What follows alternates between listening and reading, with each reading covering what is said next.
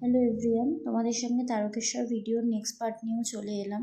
তো দেখো, আমরা আগে বলেছিলাম যে আমরা শেওড়াফুলি থেকে ট্রেন ধরে নিয়েছি, আর আমরা খুব তাড়াতাড়ি 8:30 ট্রেনটাও পেয়ে গেছিলাম বাবা ভোলেনাথের কৃপায়। তো সেখানে গিয়ে আমরা একটা রুম দেখে নিয়েছিলাম, যেহেতু বাচ্চা নিয়ে থাকবো। আর রুমে যাওয়ার পর সব কিছু চেঞ্জ করে নিয়ে নিজেরাও ফ্রেশ হয়ে বাচ্চাকে নিয়ে গেছিলাম চুল কাটানোর জন্য। তো দেখো, আমরা এখানে চুল কাটতেও চলে আসি এবং ওখান থেকে তখন বলা হয় যে বাচ্চার মাথাটা একটু ভিজিয়ে আনার জন্য, যেহেতু চুল কাটবে।